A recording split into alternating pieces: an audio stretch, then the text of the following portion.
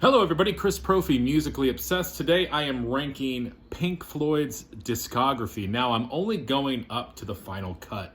And nothing against Momentary Lapse of Reason or Division Bell or Endless River. I love those albums too.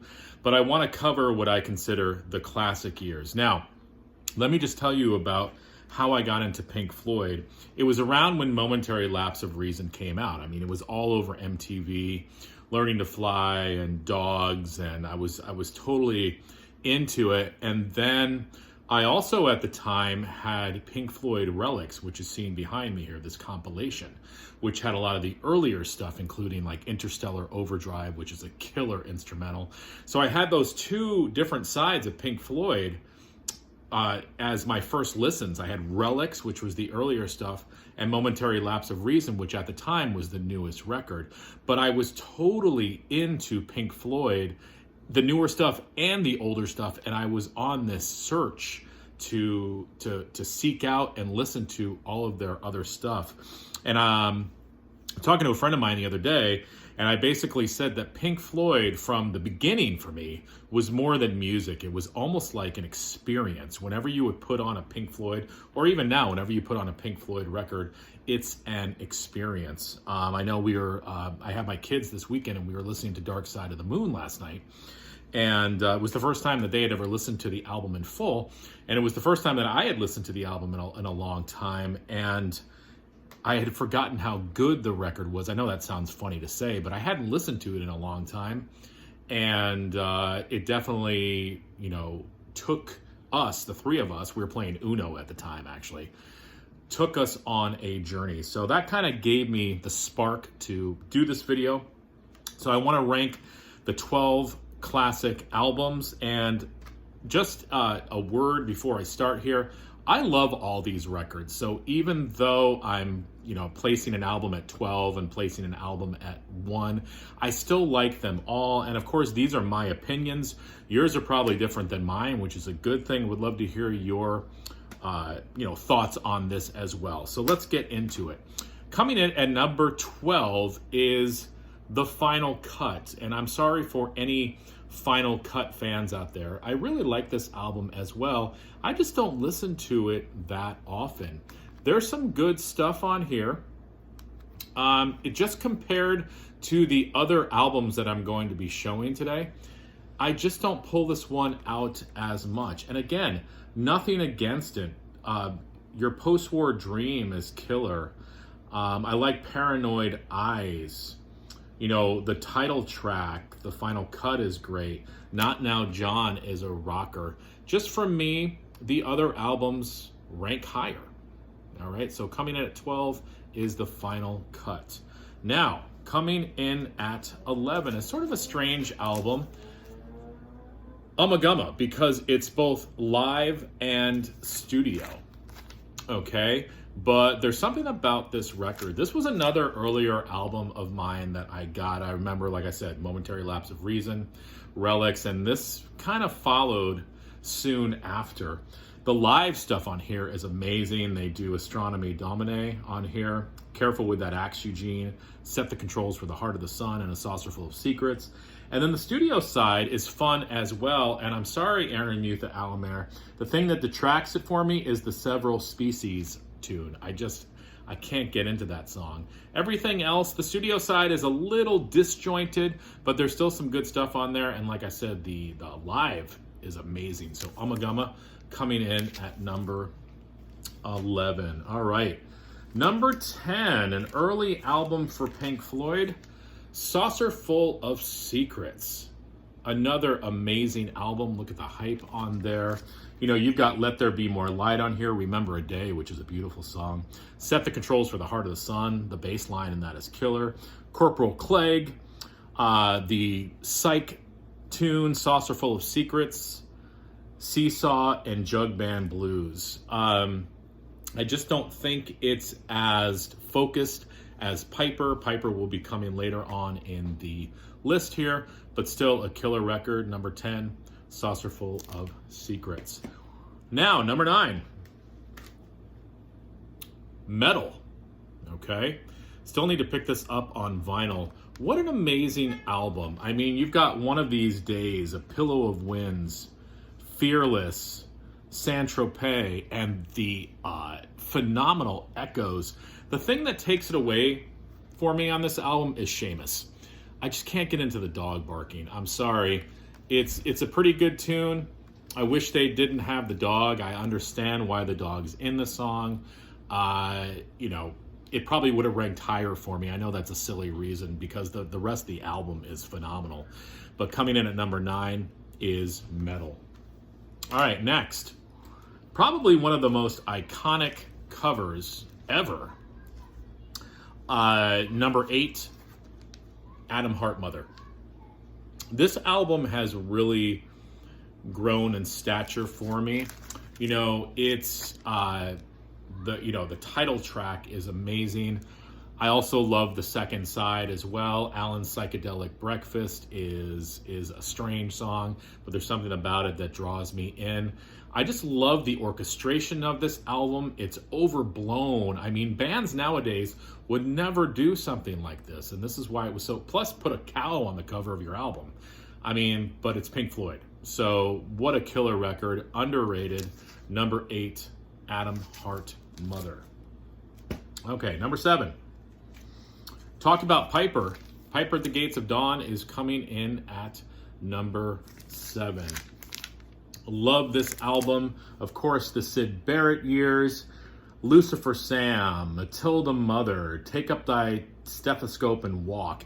Interstellar Overdrive, which is one of my favorite instrumentals. The Gnome, the Scarecrow, and it ends with that freaky song Bike. And at the end of Bike, there's like that psychedelic thing going on. It's just everything. It's almost like you're inside the mind of Syd Barrett. So number 7, Piper at the Gates of Dawn. All right, now we're getting into the meat and potatoes of this. Number 6, Obscured by Clouds. Pink Floyd's soundtrack to the movie The Valley. This album, whenever I listen to it, I'm always transported to when I was a kid, a hot summer day, laying on my bed, listening to this and wondering what the movie was about, because the music was amazing.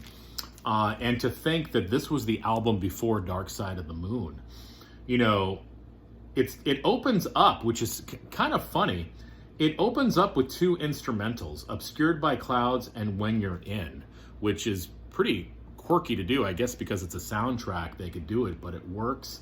And the last song, Absolutely Curtains, is so cool because they have this Aboriginal tribe that's chanting towards the end, and it just transports you. Love this record, sets a mood. Obscured by Clouds. Number 5, another soundtrack for me, and my friends know I love this album. It's the soundtrack for the film More. And there are a lot of Pink Floyd fans who have never heard this record.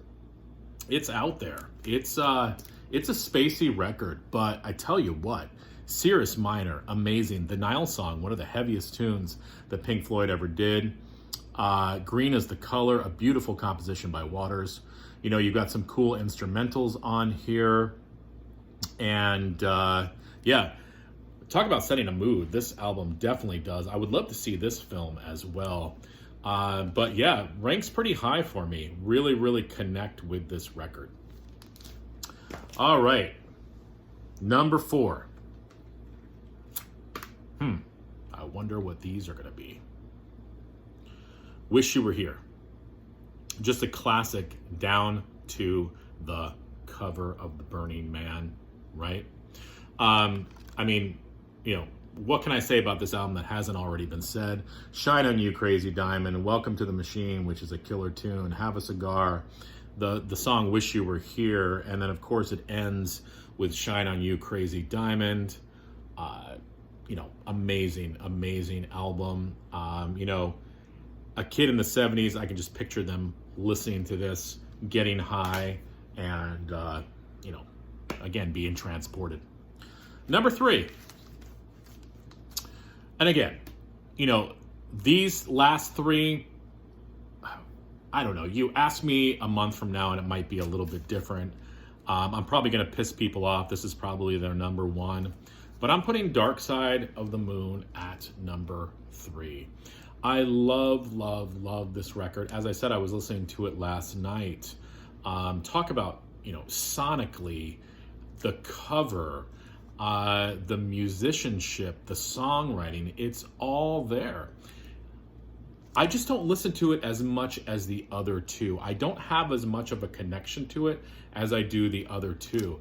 An amazing, amazing, amazing, amazing album. I'm not taking anything away from this record, but I'm putting it at number 3 because I like the other two better. Okay, number 2, Animals. I remember as a kid looking at this factory, wondering where the hell that factory was. I want to go there. And of course, when you open up the gatefold, you see the pictures of the factory on the inside, this dilapidated place. And then the songs. I mean, it opens up with Pigs on the Wing, and then it goes right into Dogs. That's side 1. Side 2, you got Pigs, 3 different ones, Sheep, and then it ends again with Pigs on the Wing, part 2. The jamming on this, I think Gilmore's solos are amazing on this album. It's a dark record, and it makes you feel like you're actually inside of that factory. And just the theme of the album and the pig, iconic. I have a poster of this album in my apartment, actually. Okay? Now, number 1. I remember when I got this album, I had it on vinyl. This isn't the copy I had. But I played this record all the time. And it was amazing and magical for me. I love the mixture of, sort of a Broadway take on psychedelic music. You had the concept of the album, you had the songs, and I'm talking about The Wall. And I was lucky enough to see, and I'm looking at the poster up there because I have a poster of when I saw Roger Waters perform this at Yankee Stadium.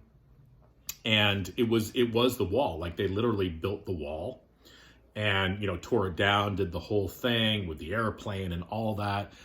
It was amazing, an amazing piece of art, theater, music, storytelling.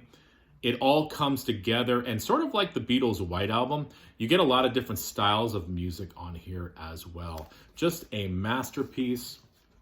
We all know and love this record. If you're a Pink Floyd fan, I'm sure. But for me, this is my number 1. So there you go, a ranking of the 12 Pink Floyd 12 Pink Floyd albums, minus Momentary Lapse of Reason, Division Bell, and Endless River. Would love to know what you guys think. And, again, other people have ranked their albums too. But if anybody else wants to rank their albums, hey, this could be fun. All right, guys, bye.